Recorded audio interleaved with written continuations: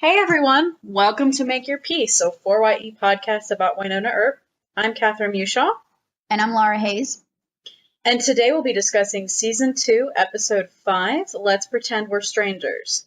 But before we get into it, we wanted to say a quick thank you for all of the feedback from our first episode, and we hope you continue to enjoy it. We've gotten a lot of good comments and everything, and we really appreciate it, so thank you. Thanks, guys.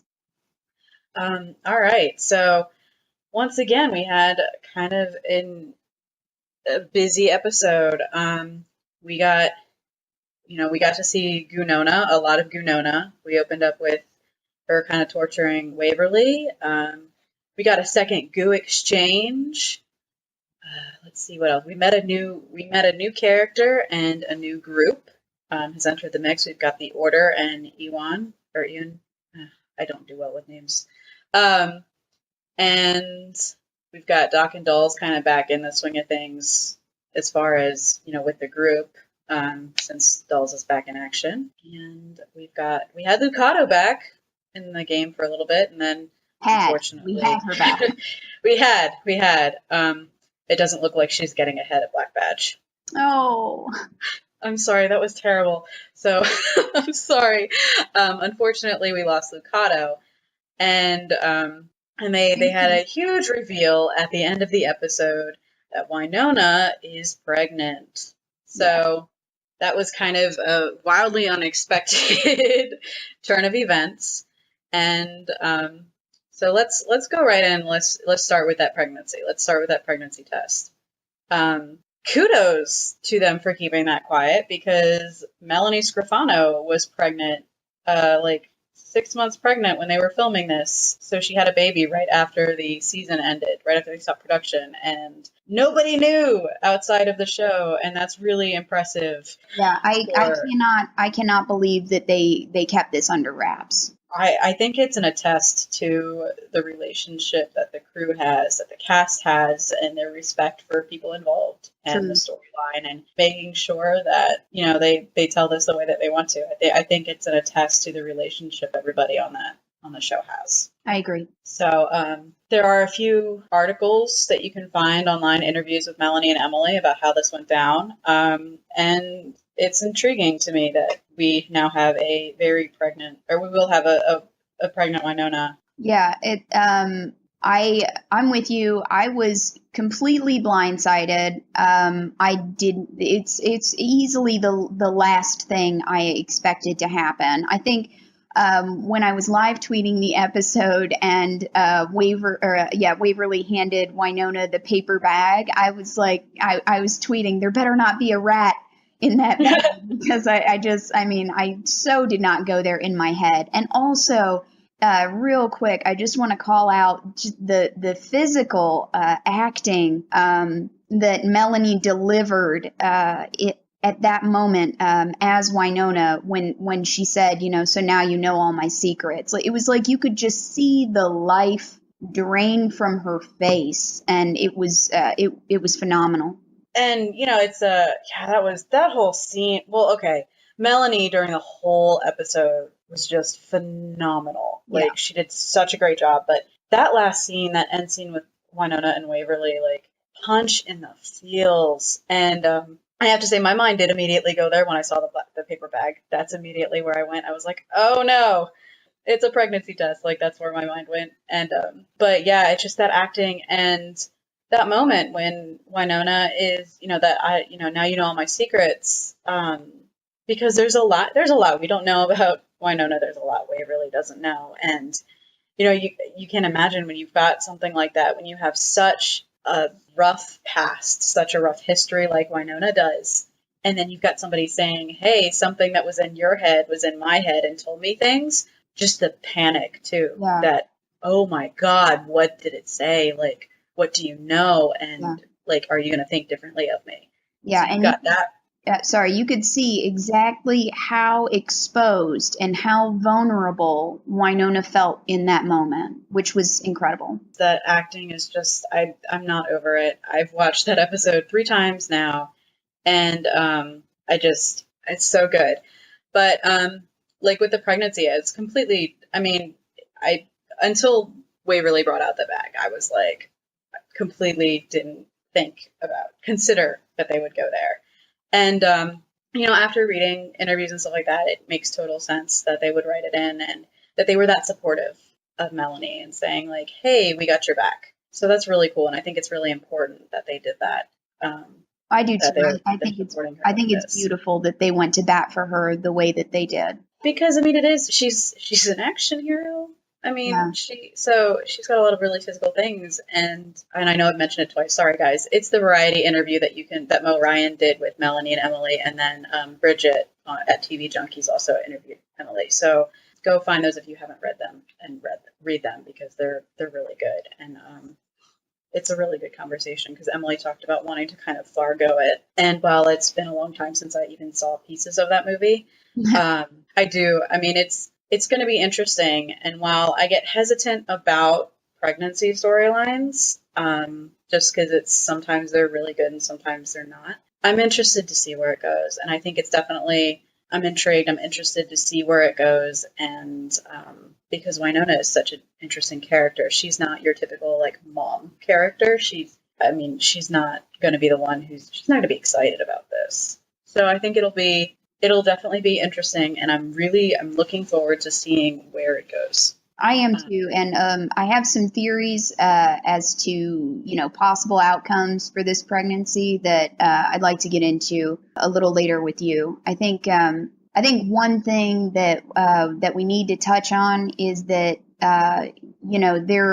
there are people who are very excited about this storyline. And there are people who are hesitant about this storyline and they have their reservations. But what we don't want to do is make a climate within this very young, very new fandom where people don't feel free to express their opinions. And I think that we just need to remember that we all love the same show, and that this deeper analysis, this asking the question of, okay, what does this storyline mean? What does it mean for Wynonna? What does it mean for the series? It all comes from a place of love, and love for the show, and love for the characters, and love for the cast and crew. And even the people that I've spoken to that are hesitant about this storyline, everyone agrees that the lengths that Emily went to ensure that, like you said, that Melanie had a safe and welcoming work environment. Everybody agrees that that's amazing, and everybody is happy for Melanie. So I just don't want us to handle each other with fear of a difference of opinion, because it's divisive and it will fracture us as a fandom. That's a good point. It's an excellent point, because it is. It's a baby show still. It is. Yes. And, a lot of times, and I apologize in advance to listeners, as if you listen to our last podcast, you know that Lara and I watch a lot of TV and we make a lot of other references. So if there's shows you haven't seen yet, then I apologize for spoiling it. We won't talk about stuff that's on air like right now, but stuff that's ended already. So with that being said, like Xena did it. Xena had a pregnancy, so that had its good and bad parts. Yeah. But that was like so many seasons down the road. To have this in the second season, I think it's going to be interesting. But it's important to kind of not immediately jump ship. Yes. Because we don't know what's going to happen. Especially, and like I said, especially because it's Wynonna. Like, she's not going to be thrilled about this, and it's probably going to bring up a lot of interesting things. And so I'm interested to see. I know some people are speculating that it's the demon baby thing, and honestly, wouldn't it be just trippy and fun if it was just somebody random, like just some random hookup? We don't know how many weeks pregnant she is. We don't know, and the show's not really. I'm trying to think of. I don't remember how long it covers, but it doesn't cover like that long, where it being somebody random isn't completely out of the question. That's a really good point, and something that I'll talk. I want to touch on again a little bit later when we talk about theories. But yeah, what you said, we don't have a timeline yet So answers are thin on the ground. You know what I mean? And right now, I think we're all just in a holding pattern. We're all in a let's wait and see, or at least I think we need to be, because we have very few answers. Literally, the only concrete thing we have is the yes and the little plus sign on that first response. That's all we know right now. Definitely. And like, I don't know. Wouldn't it be fun if it was just something completely normal in this hot mess of abnormal? So it's, I'm looking forward to it, to seeing where it goes. And I reserve any judgment until then. I completely agree with you. But yeah, that scene, I know we just talked about it, but I can't get over that scene and how it was shot. And I know, Bonnie at Wynonna Fans was the one, I think, talking about how it was very Frozen-esque with the two sisters on the other side of the door, and it was like that shot was so similar, but it's just Waverly's all there for support and everything, and I love the Earp sisters so much. I do too. And it just gives me all of the feelings. And it's I look forward to kind of going back and rewatching the first 4 episodes because like, you know, with knowing that Wynonna's pregnant, now you've got like the bra joke makes more sense now. I saw that on the second watch. I was like, oh my God, it was right there. Yeah, it's like, the bra joke makes more sense now. And I'm sure there's other stuff that's thrown in there that it's like, oh, okay, like, sense made. This is really clever, you guys. And even like all of the, you know, in the diner, when Gooverly and Doc are in the diner, or Wynonna, sorry, not Gooverly, Wynonna, you know, the pancakes, the weird, the all of the syrup and the hot sauce, was that just a weird Wynonna craving, or was that the goo? Who knows? Yeah. So it'll be interesting. Interested to see where it goes. I mean, we're only in episode 5. We've got a good chunk of the season left, so who knows where we'll go. All right. So now that we've gotten the big reveal out of the way, what were some of your other like first thoughts after watching, or first like big thoughts while you were watching? Something that stood out to me happened like right in the opening scene, and that was, you know, the order, you know, decapitating that guy with the distorted voice and the black eyes. And you know, I was first impressions, I was like, you know, how widespread is this demon goo infection? Right. A little later in the episode, you know, we find out that they're almost done hunting the infected parties down, or so they think. You know, I don't know. We've got the widows, I think they're calling them, which are that black vapory. You know, it doesn't look dissimilar to how the goo spreads. So I don't know what the story is there. That stood out to me. The plate. I don't know what the deal is with the insignia of the order underneath the painting of the fair on the plate. I don't know why the plate is so important. I don't know if it's an integral part of a ritual of some kind, or why it seems so many people want this thing. Yeah, the plate. That plate is so interesting because you're looking at something, you know, we've added the new faction in with the order. And so here you've got the order, who's protecting the triangle, Black Badge, who's come in and is eradicating demons in the triangle, and the Earps, who are trying to take out demons in the triangle. And the only overlap we have had now is pretty much because of this plate, and I mean the goo too, but this plate, I mean, it's a plate that was in Black Badge possession that was originally, like, Edwin Earp had it at some point, and who knows when it was painted over, that seal was painted over.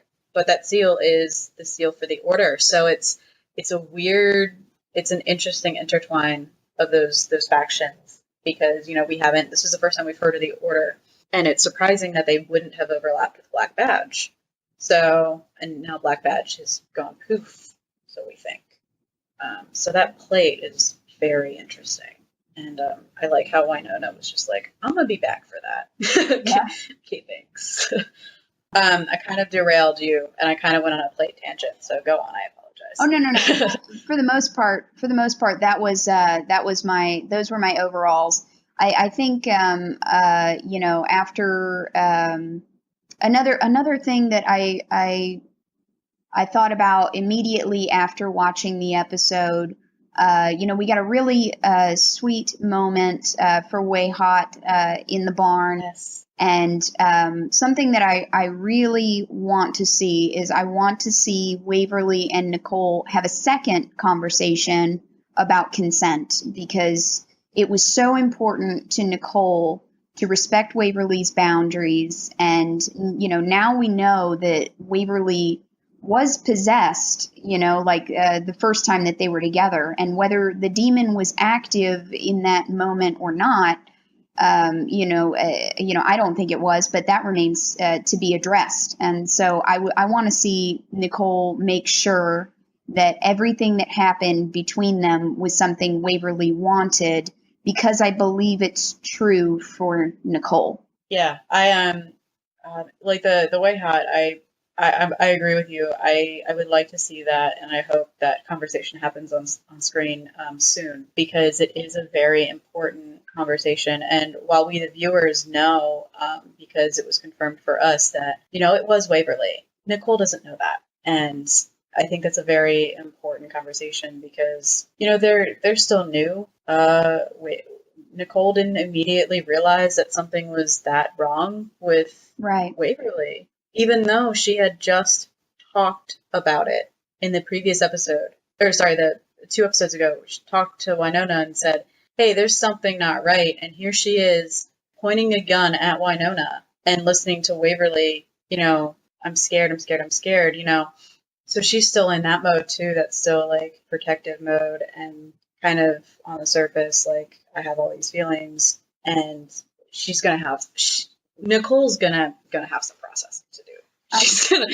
She's gonna have a lot of processing to do, especially with that conversation that she had with Wynonna, because it was Wynonna infected by the goo, but it may have been. I have lots of feelings about that conversation that Nicole and Wynonna had, as to why Mixkin, is that I'm just going to call it the goo demon.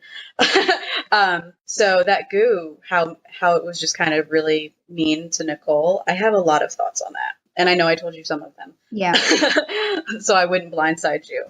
But I have a feeling it's a really layered thing. I had this thought that maybe the goo was that mean because Wynonna, during that whole conversation, was trying to tip off Nicole that she was possessed.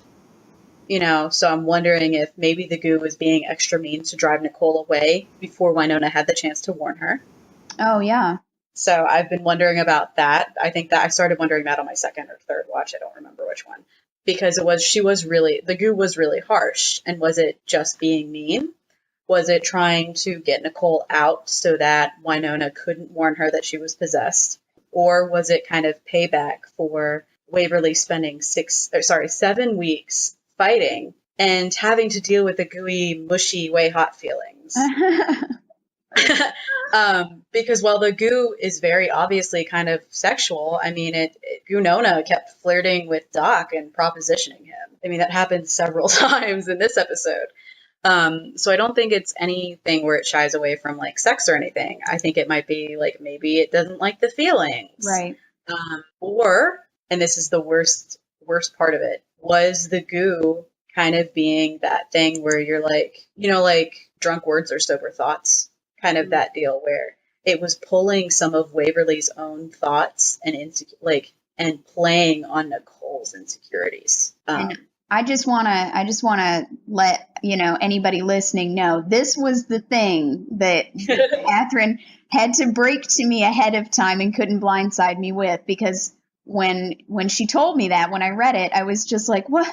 No, why? I didn't even think about that. But the possibility that any of those feelings that Wynonna gave voice to actually belonging to Waverly, however buried, really upset me. It's awful. So I apologize. But it's awful. But you look at the end where Wynonna says something to Nicole about like, oh, I'm sorry, don't listen, don't pay attention to all of it. And Nicole's like, all of it? What does that mean? So and you could tell some of it that Wynonna was saying to Nicole was a very big sistery kind of way for some of it, so it still had kind of that undertone, I think. Yeah. And Nicole is rattled, when the episode ended and she was like, what parts? Like, you really, it drove that home. She is unsettled, and it's definitely something that needs to be addressed and discussed. Well, yeah, because you've got even like the joke about Waverly being a good baker, because that could be playing on insecurities, which I'm sure it is, but it could also be, just that's not necessarily an evil goo thing to say to somebody. That's something that you can say if you're just, it's not necessarily an evil, like, you don't have to be possessed to say something like that. So you got to wonder what Nicole's thinking. And also, like, at the end, Waverly was, I guess, supposed to be hanging out with Nicole, and she was instead, working with Wynonna about that pregnancy thing. So we don't know when they're going to have that conversation, and I just can't wait to see it, because I have all of the feelings about Nicole. I do. I know. I do. What were some of your favorite moments? Because I have so many from this episode. What were yours? Oh my gosh. I loved the little things, and like the little things that had Waverly back, like when Lucado and Dolls were fighting, and that we just replaced that. And just the Lucado and Dolls fight in general. Like, holy crap, Kate Drummond. That was a lot. That was Kate and Shamir for most of it, I believe. Outside of, I think, the window throw was the only thing that kind of, the window throw and maybe being thrown into the stairs. I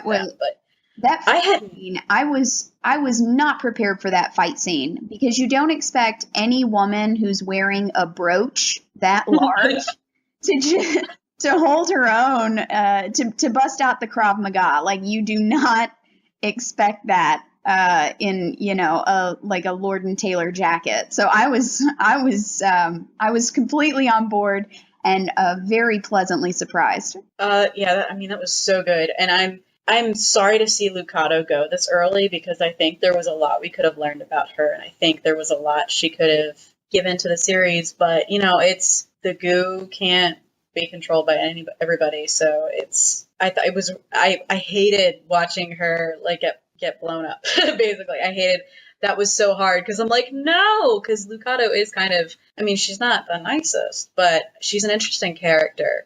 But that send off, basically, having that fight with Dolls as kind of like a last hurrah was pretty great. I loved that. That's such a good fight. So that was definitely a favorite moment.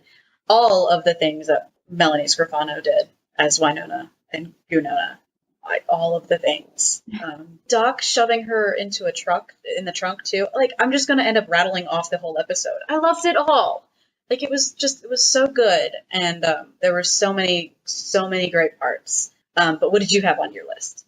I thought that the rat Bloody Mary was... Why you gotta bring that up? I thought it was such a show stealer. I loved it. Everything from like the gleeful preparation to Waverly's disgust, the one-liners. It was just delightfully fun and intensely gross, and I got a kick out of it. I also loved Jeremy like licking the commemorative plate to detect lead, as though this is something he's done a million times before, like exposing himself to lead poisoning for science. I thought that was awesome. The scene that you mentioned earlier with Wynonna trying to incite distrust and insecurity in Nicole, that was a moment that I loved to hate. I thought it was beautifully played. I thought it was playfully menacing. I absolutely hated it while still totally loving it. And the skewering her hand on that ink pen, I got stuck on that on Twitter. I couldn't stop talking about that scene because it was just so nasty, and I'm still laughing over it. I just want to know why she didn't pick up the pen. Like, don't pull your hand down. Just pick up the pen. Oh, God. Yeah, between that and the rat, man, like the rat smoothie. I watched that scene like 4, because I rewatched twice. And one of the times I accidentally hit my remote in every round, and I was very upset about it. Like, that rat smoothie, no. No. That was not okay. That was so, oh, no. You know what was a really small moment that, like, it tickled me to no end? I laugh every time I think about it. And it's very small, but it's the moment when Wynonna, you know, the demon has passed back into Waverly, which, I mean, kudos for our brave little toaster exposing herself like that again. But Wynonna is going to the barn to save Waverly, and the order is there. And Wynonna says, if I were possessed, could I do this? And then pistol whips a member of the order and then takes a swig of holy water. And the reason that I love it is because hitting that man with her gun had nothing to do with proving whether or not she was possessed. She just wanted to hit him. And I mean, even now thinking about it, I love that scene so much. Yeah, I love that. That was a really good scene. And I've rewatched that one a few times because I was trying to figure out, like, did she have the holy water in hand, or maybe she hit him so she could take it? But even so, she didn't need to hit him. She just needed to take it from him. So you're right. I mean, it was such a Wynonna move, and it was so good. Yeah, that was great. And I just had a thought, and it just went away. Oh, yeah, the goo transfer back to Waverly. I want to talk about that a little bit, because once again, we have Waverly underestimating herself. She fought that thing for 7 weeks, but still doesn't think she has this, like, still doesn't consider herself strong.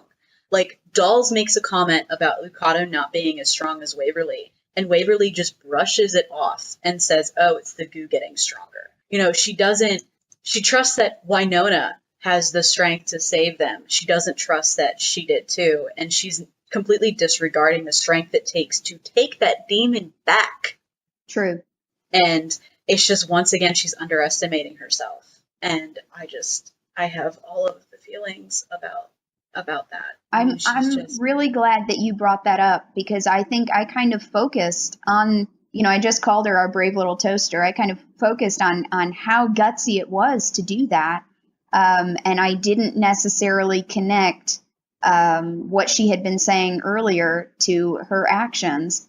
But you're right. It goes right back to what we were saying last week, and underscores those points that we made about her previously, that, you know, she seems to, you know, consistently underestimate herself. And it's just like, you want her to know, it's like, how strong she is and how important she is. And it's like, come on, like, look at all that you did. Waverly swooped in and saved the day, because she can't wield Peacemaker, and she knows that, but she knows Wynonna can. And, you know, without hesitation, she just hands it over and is like, you know, you got this. And it's reminding me of a big Buffy thing that I'm trying not to make so many Buffy references to. That's a losing battle, but go ahead. I know, no. It was like, it reminds me of those times that, like, Buffy has passed the torch. It's kind of like, you know, like in the finale, the series finale, when she has the scythe and passes it over when she can't. It's that very important, like, without hesitation, it's, you've got this, now go. Yeah. And I love it, and I love it so much, and that I just want Waverly to know her worth. I do too. And to know how much she brings into the group. So many feelings. And about that, and it kind of goes back to Lucado. You know, the previous episode, when Waverly is talking to Wynonna, she talks about how when she tried to remember about the goo, her head gets hot. And then Lucado touches the goo, and we see her grab her head as she's trying to tell Dolls to get out and before her head explodes. And I thought that was very interesting. How it's like, maybe the goo was trying to, like, that's how it was gaining control. And it's so interesting. And I'm so intrigued still by the goo demon. I am too. I'm more intrigued by what is Waverly exactly, because one thing that I really liked about this episode was that we did get to see Wynonna actively struggling against the goo.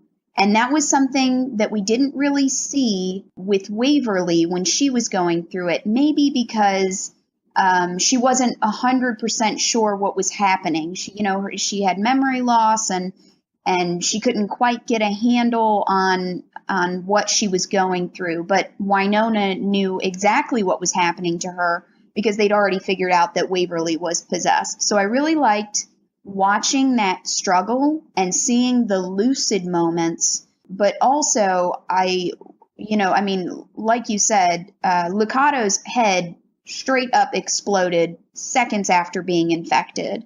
Wynonna was pulled into this demon's control almost completely, and again, it happened right away. So what is it about Waverly that made her able to resist for so long?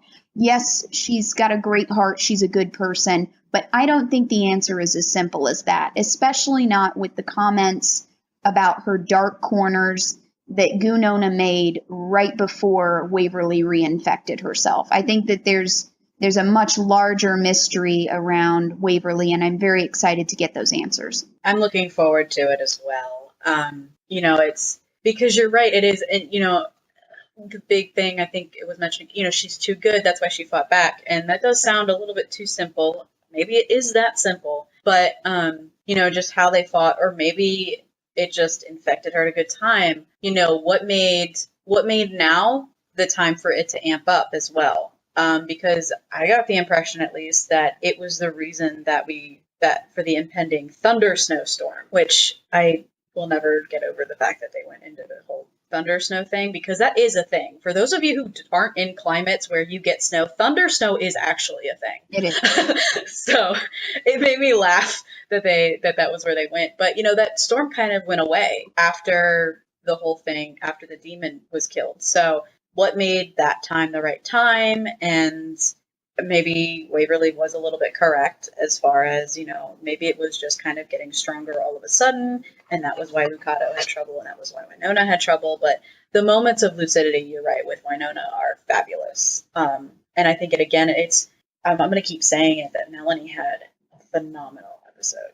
I mean, she just blew it out of the park, and she did such a good job with Wynonna, and just the little things, like the giggling that Wynonna did was just, it killed me. Like, I was dying. It was just so good and just so twisted. But yeah, those moments of lucidity, that moment, portraying that fight between the goo and Wynonna in that conversation with Nicole when she's trying to write on the sticky note. That moment with Dolls, when Dolls is going to cut off her pinky, and she gains enough control to be like, do it.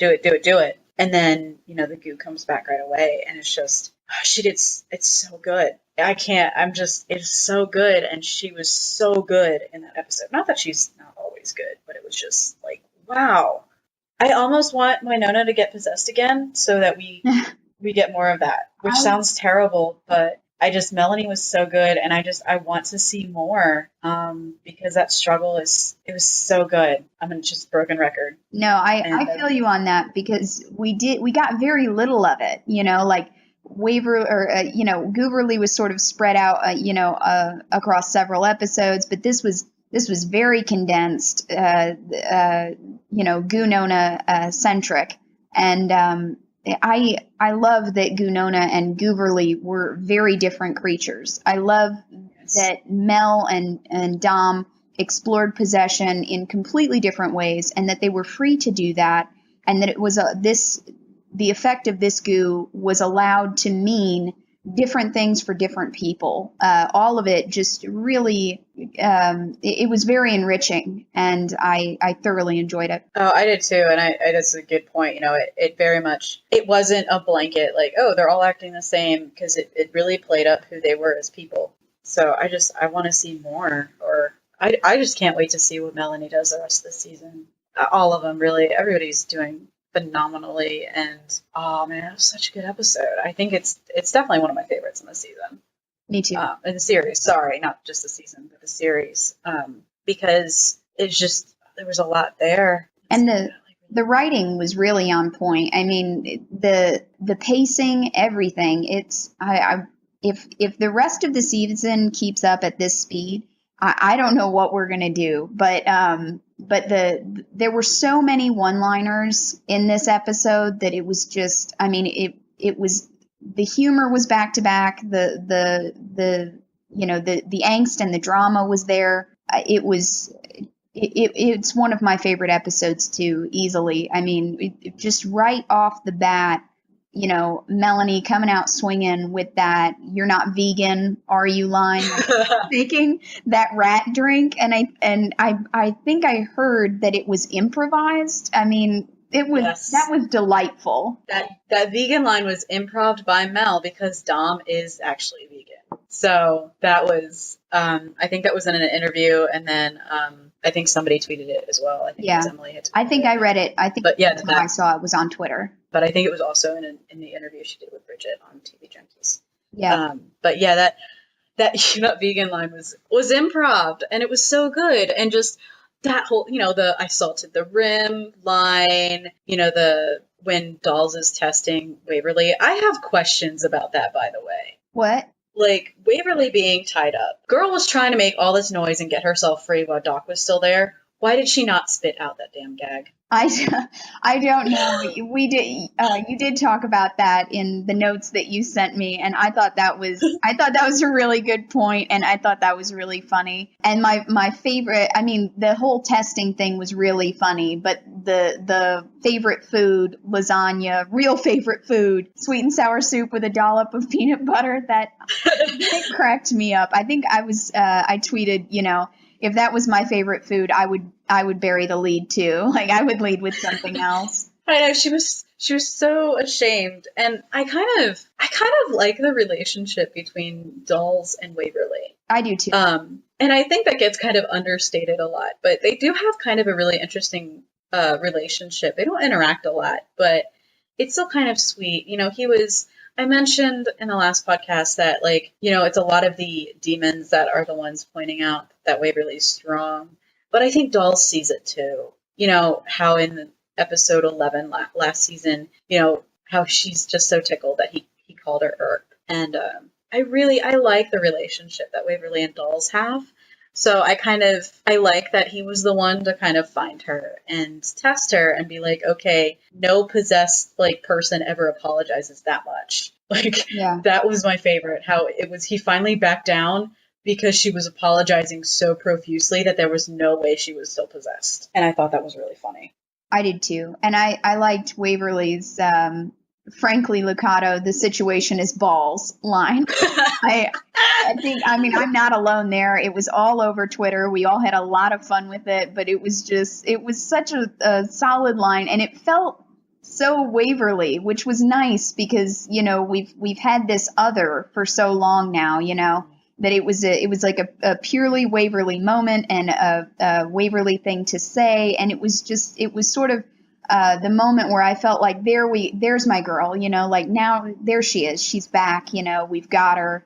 And and on top of loving it, I laughed really hard. Yeah, that was a good line. Like you said, there were a lot of good quotes.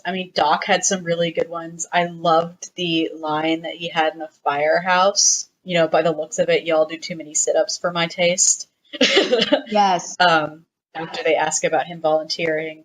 And then that really terrible line about the can of pasta in the microwave. That was so bad it was good. That was, but there was also a moment where Waverly and Doc are, traipsing through the horrible snow to try to see whether or not there's any goo sample left at the arch. And, he's talking about how he's not very good with chemistry, and Waverly is saying, is that why you hired the hot mixologist? And Doc is like, oh, so you think she's hot? And that's another dynamic that I really love is Doc and Waverly. He was very supportive in season 1, where, she was sort of coming to terms with what she felt for Nicole, and to see him sort of, just make a little, tease her a little bit in a loving and supportive way. That really tickled me. It warmed my heart. Oh, definitely. And I think there's another layer to that line too. So it's not only like, oh, let me show you that, I can joke about, you're interested in attractive women. But I think there was also, it's like he was doing that thing where it's like you like somebody and somebody else says, oh, she's attractive. And you're like, oh, I didn't notice. Yeah. And I think that's another layer to it as well, where Doc was kind of might have been doing one of those like, oh, is she? I didn't notice that. Because there's definitely something between Rosita and Doc. Don't know exactly what it is or what it'll turn into, but there's definitely something there. Yeah. And it's really intriguing to me where that'll go as well. And I realize I'm looking through my notes and I'm like, oh, we're doing so good. And then I realized you mentioned the traipsing around the arch. I want to talk a little bit about Juan Carlo and the Order. Yeah. Because Juan Carlo, once again, he pops up and he's got a really interesting role. And I was trying to pinpoint the kind of archetype he fits, and with some help from a friend. Thanks, Marie. I was trying to pinpoint. He's got kind of like the watcher or the mysterious informant archetype thing kind of going for him, and he's such an interesting character, and I cannot wait to learn more about him because it's very clear he's important, but he can't interfere. I mean, the most he's interfered is bringing dolls back to the homestead, and I'm interested to see what's up with him. Because him showing up with the Order, I was not expecting. When at the firehouse when he first says, Juan Carlo is not gonna like that, I'm like, oh, okay, Yeah. we get another layer, and he's very much a big picture kind of character too, because he's was making sure that Wynonna was saved. I mean, the Order wasn't listening, but thankfully Duck and Waverly were. So I'm interested by Juan Carlo. And just some of the things that the Order dude said about, he called, the triangle the sanctuary. And we've heard that before from, like, we've gotten that feeling that it's purgatory, and like the triangle and stuff is not exactly what it seems. So I'm interested to see where all of this goes. But yeah, what are your thoughts on Juan Carlo? I don't really know where I fall on Juan Carlo. I'm very wait and see with him. He's got a stake in this fight, but I don't know what it is. I don't know his overall role. There is a Watcher vibe. You're right about that. There's like a kind of a guardian sort of vibe with him. Like he's some sort of observer or protector over this area, over the triangle. And I mean, other than that, you know what I mean? I know nothing about him. I want to know more. But no, I mean, because he kind of, sorry, Buffy reference again, he kind of reminds me of Whistler, coming in and, offering up some information, helping out as much as he can, but in the end, he can't interfere. Yeah. So he's got a dog in this fight, but we don't know how. And I'm very, very interested to learn more about him. I want to know all of the things. All right. Did you have any other observations, theories, final thoughts that you wanted to touch on that we hadn't? I know you still had some pregnancy thoughts, right? I do, yeah. I have a few theories, and they're just theories as to, like how this pregnancy storyline could potentially play out. I think that there are three options that are the most likely in my mind, and that is that Wynonna will lose the baby somehow, and that's kind of a twofer. She could miscarry, or the baby could be abducted, not unlike Willa. And it's also something that we've seen on Angel with Angel's son Connor, who was taken by an enemy and raised in another dimension. So I think that's possible because Wynonna is not exactly running around making friends. She's got a lot of enemies, and there are plenty of people that would want to get their hands on the Earp heir. The second option is, that she gives the baby up because, to protect it, to hide it, what have you. This is sort of Beau's backstory on Lost Girl. She had to be hidden and concealed. There were people that wanted to get their hands on her. So that I could see the logic there. Also, I mean, Wynonna does not have what any social worker would consider a safe home environment for an infant. The homestead is constantly under siege. So I could see the logic there, and it's also kind of similar to what happened on Xena with her son Solon. We sort of found out after the series had begun that before the series started, Xena had a son that she gave up. And the third option is that the baby is evil, some kind of demon baby. And I mean, whether through, Doc, it seems like we all agree is the most likely candidate as far as fathers go. But there, like you said earlier, it could just be some rando. We don't know. But he is being kept alive by, supernatural forces, magic, what have you. So does that affect the child if indeed it is his? Did the tentacle goo get into the baby? We know it's not in, Wynonna anymore, but, what if it's still got a hold on the child? We don't know that. And, you made the point earlier, this is something that we saw on Xena with her daughter, Hope, with Gabrielle's daughter, Hope.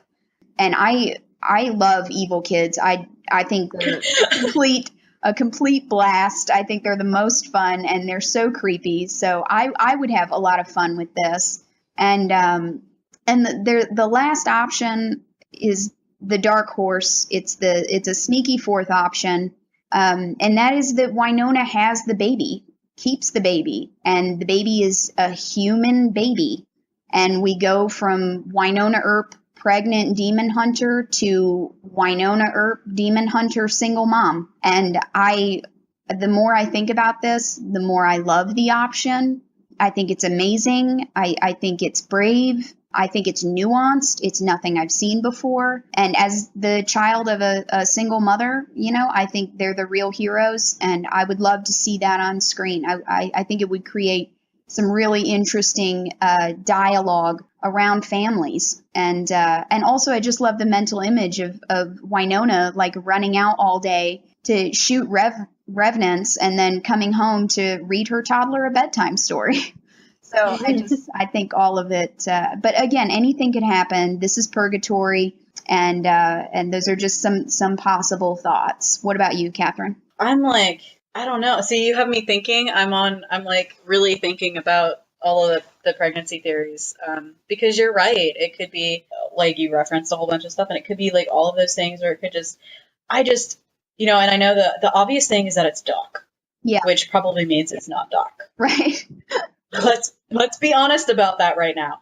The obvious answer is probably not the case here. But you're right. It's kind of, I can definitely see her giving the baby up and having it come up later. Mostly because it's Wynonna might not want the kid. I mean, Wynonna has a lot of stuff. She does. And she may not want to bring a kid into that. She may not. So she's got a lot of stuff. Yeah. And so it's interesting. And, like I said earlier, it's just, wouldn't it be interesting if it was that just, it's human baby, human thing, a very human and normal thing happening to somebody who's heir to this demon killing heir, who has to still kill 60 some odd revenants. And we still have that blood contract with BBD to deal with as well. True. So I'm sure that will come up in some way, shape, or form, and maybe that will affect. Maybe something happens with Wynonna's pregnancy and the baby because of the contract. I had not even thought about that, but yeah, it's possible. Who knows what rights she signed away exactly. We have no idea, and I don't believe that BBD is gone. It's an organization that is kind of secretive, so I don't believe that BBD is just up and gone.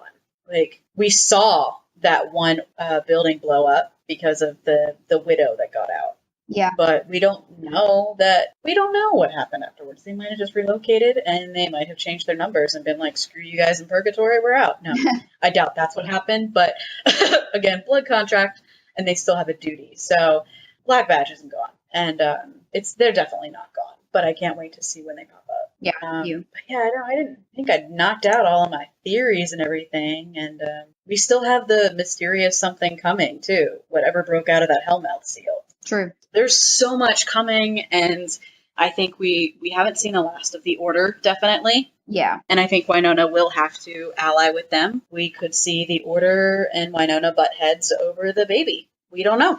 True. Yeah. So I cannot wait. And it's definitely, I can't wait for the next episode. Was there anything anything else you had on your list? No, I think Final thoughts, last thoughts? yeah, I think we covered most of it. I'm really proud of us. A lot happened in this episode. It's amazing that we got through it all. I think the only thing that I have not called out is the Way Hot barn kiss, because I think that kissing your girlfriend immediately after she projectile vomits a tentacle has to be called out, because that is true love right there. And other than that's everything on my list. Yeah, that Way Hot. What is it with?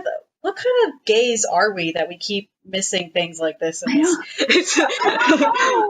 swear it is a testament to how much is happening on this show, and so quickly, that, you know, the scenes that we would normally spend all of our time, you know, flailing with, take a back seat to the scenes that we absolutely have to process. Yeah, because you're right about that kiss. I'd be like, I don't know, babe. Like, you just vomited up something nasty. Like, I don't know. Listerine, something. But she is willing to shoot anybody for her. So, you know, I love Wynonna in the background, like, clearing her throat, because it really harkened back to the finale when they're kissing and Wynonna just hits him in the head with the coat. And it's like, let's go. And also, so I kind of love that. Every moment that they get that she inevitably intrudes upon. And I think Mel actually tweeted something out after that interruption. She was like, look, I know I busted up their moment, but I did sort of save the day. It's just something that keeps happening, and I think that's hilarious. It's a really fabulous running joke that I'm not really that mad about. But yeah, that Way Hot kiss, and just, it was a nice parallel from the finale just in general with, you know, instead of Waverly holding Nicole, it's Nicole holding Waverly. And so, yes, thank you for bringing that up, because I almost forgot to mention it, even though I too was disturbed by the kissing after the vomiting. Gross. Yeah, that was not okay. Well, if that's everything, then I guess we can go ahead and wrap this up. So thank you, everybody, for listening. You can check out my recap at 4ye.co.uk. There is a link in the post for this podcast will be in. You can also find 4ye on Twitter at 4_y_e. I'll be tweeting from there every Friday. I'll be tweeting Wynonna Earp. And you can find me on Twitter at Meushaw. That's CMEUSHAW. And Laura, where can they find you? You guys can find me at RS Mayfair on Twitter. And you can also please take a second to check out and follow the brand new 4YE podcast for Make Your Peace. You can find us at 4YE_MYP podcast. That second half is all one word. And I will probably keep live tweeting from that account, just like I did this week. All right. Well, make sure you give us a follow. We'd love feedback. If you like the podcast, let us know. If you don't, let us know politely and give us feedback on what you'd like to see. So thank you so much for listening, and we will see you next week.